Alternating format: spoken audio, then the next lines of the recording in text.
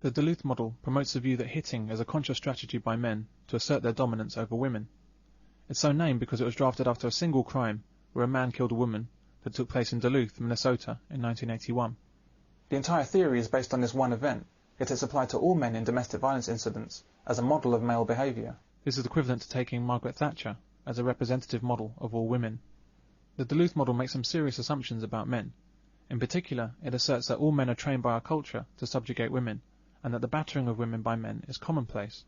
At the same time, it's a combined refuge. Isn't that quite rare? Oh, it's very rare, yeah. In fact, originally, they, not intentionally, they started mixing the blokes would be in the same house as the women. It's actually going very well. But then, of course, the Women's Project got to hear of it, and kind of that. It breaks all their taboos that you can't possibly have any men in a women's refuge, because men are beasts. You know, men are not allowed in women's refuges. Do you know that? You are not allowed. You know, anybody that does any work there, cleaning, gardening, has to be a woman, because being a man, you're just an animal.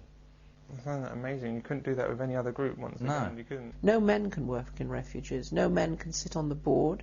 No men can have anything to do with domestic violence, as far as the feminist movement's concerned. And boys over 12 are very rarely allowed to go into any of the refuges, which is an appalling burden to put on mothers.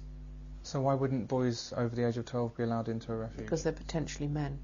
And all men, according to the feminist movement, are batterers and rapists, because they are members of the patriarchy. In other words, they are born men, so they are born with the mark of Cain on their foreheads.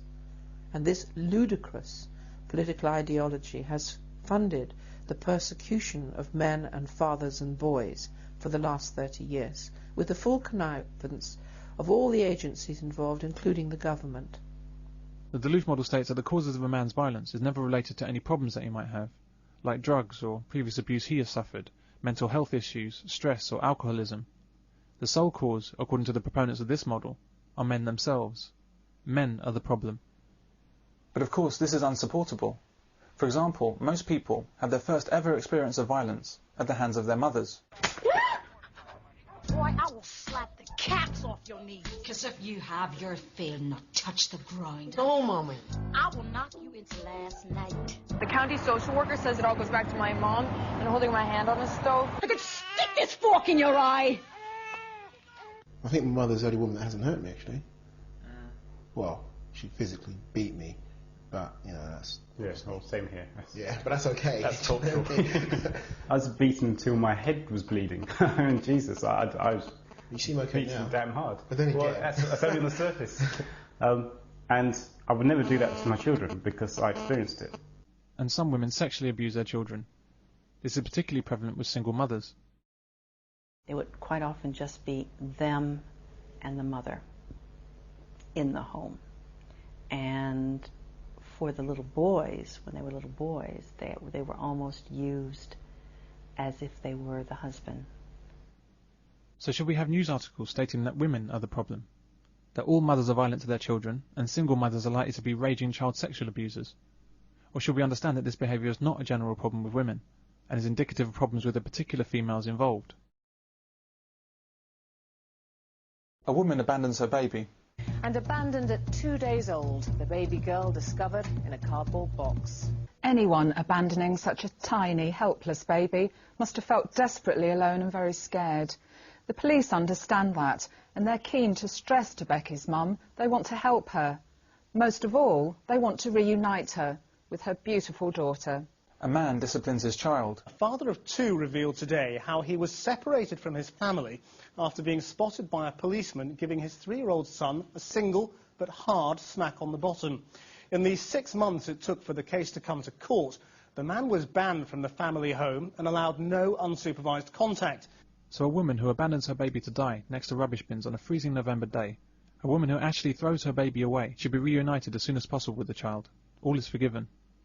Yet a man who smacks his child on the backside, maybe to stop him robbing me in 20 years, is such a dangerous parent, he has to be removed from his own house. What is it about our society that's so determined to punish men at every opportunity, yet afford women every excuse imaginable for their crimes? Here's a quote from materials used by workers in the domestic violence industry.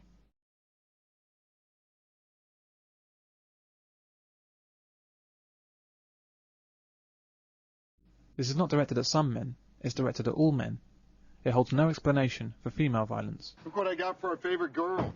Motherfucker! Oh, Jesus Christ! Fucking bastard! Stephanie, stop! You said you loved me! I do! I hope you die! This reveals the theory's profound bias against men, and therefore its uselessness as a model of domestic violence. So why is it still the model most often referred to by professionals in domestic violence counselling, by charities, and by government?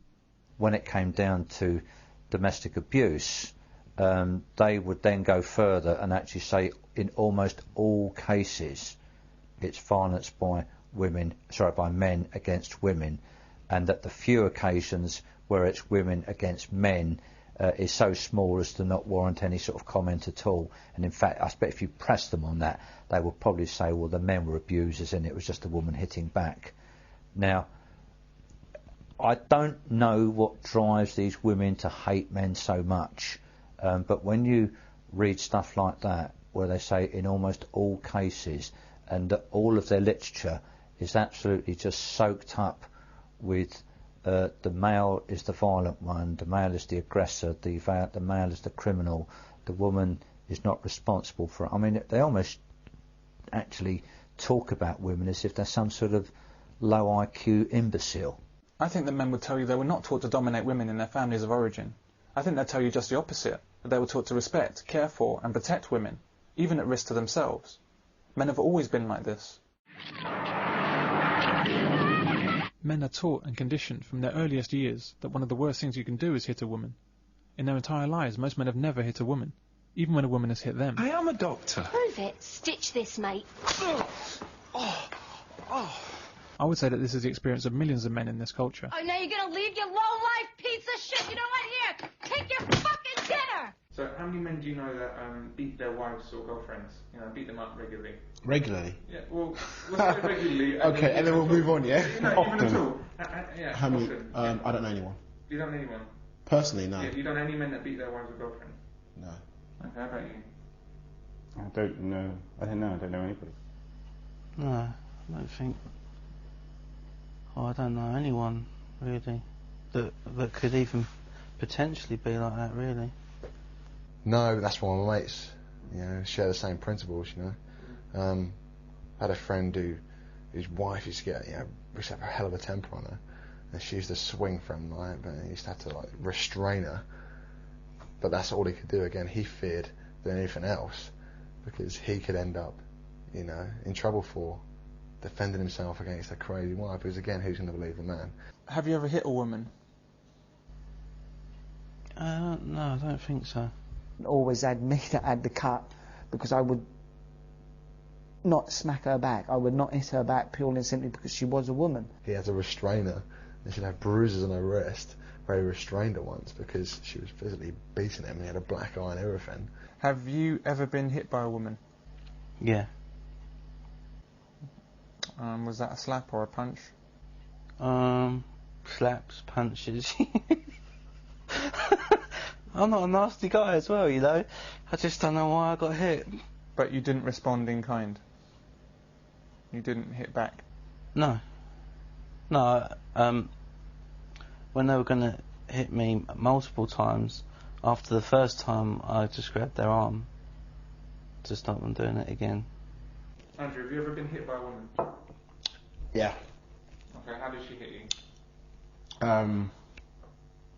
She hit me in the arm. With her arm, or what did she hit you with? First it was with her handbag, and then it was with her arm. my laugh. Sorry, I've been abused with my laugh. I don't know, I guess it's just... I just wouldn't do it. I think maybe it's guys don't hit girls kind of attitude, isn't it? But the Duluth model ignores this and frames all men as dominators and abusers in waiting. The truth is that these accusations are an insult to men. Men should be offended at the claims that they're commonly violent towards women. Because it's the one you bought me in Brighton. I don't want it now. Don't you hit me! Hit you, you infamous creature. How dare you suggest that I think it's you who've hit me? You've wounded me to the heart. Even when faced with female aggression, men overwhelmingly seek to avoid physicality with women. Claws yours. In, you cat. How dare you show your temper to me? Sit down and be quiet.